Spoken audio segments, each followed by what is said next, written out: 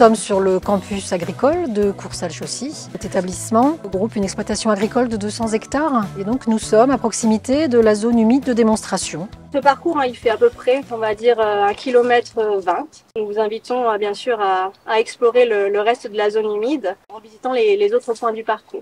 Un appel à projet a été réalisé au niveau de l'Agence de l'eau et Région Grand Est pour un projet Tram verte et bleu phase 1. L'appel à projet Tram verte et bleu, donc c'est un appel à projet qui est organisé par la Région Grand Est, l'Adréal et l'Agence de l'eau Rhin-Meuse, dans lequel on fait émerger des projets de territoire orientés vers la recréation de trams vertes ou de trams bleus. Dans cette première phase de projet, les élèves ont participé vraiment à l'élaboration d'un diagnostic des haies sur l'exploitation agricole de l'EPL et également à la plantation de haies sur des sites qui étaient identifiés comme intéressants pour la trame verte et bleue. C'était vraiment de recréer des corridors écologiques, de restaurer ces fonctions des milieux. Les sites de transport, en fait, pour les espèces, jouent un rôle intéressant pour la biodiversité. Tout en associant à la fois les contraintes urbanistiques et les contraintes agricoles.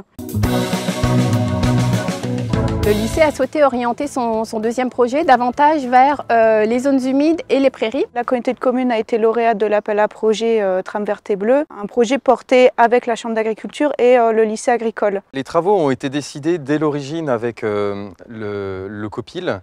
Ils ont mûri durant 3 ans par la collaboration avec le lycée et avec les apprenants, avec qui on a pu partager justement tout ce qui était dossier réglementaire, phase de conception.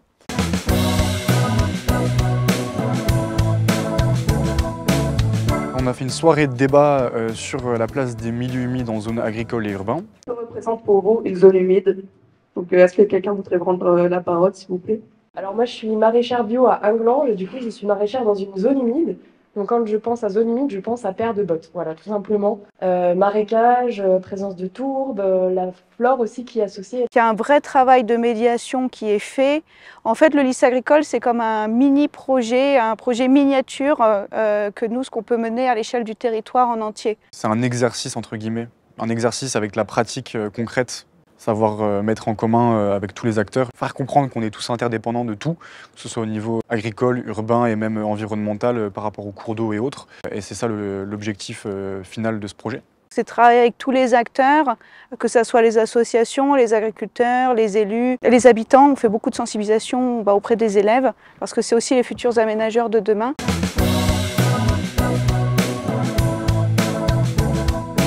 Ce qui est intéressant pour les pages, c'est justement de pouvoir montrer ce que c'est qu'une rivière renaturée à des apprenants qui vont travailler dans le domaine agricole et qui justement vont être confrontés à ces problématiques plus tard et de leur montrer qu'il existe des solutions qui respectent autant le milieu naturel que les possibilités d'exploitation.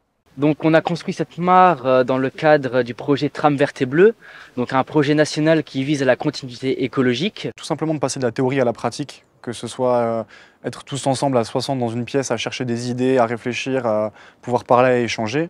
Déjà ça apporte beaucoup. Et ensuite, quand on va voir le résultat directement sur le terrain, on se rend compte que en fait, c'est pas que du blabla et que c'est concret et on est là pour ça et on se sent utile. Étant donné qu'on est des jeunes, qu'on sort tout fraîchement du BTS, on a une voie nouvelle aussi parce que ça va être notre avenir à nous aussi qui en dépend.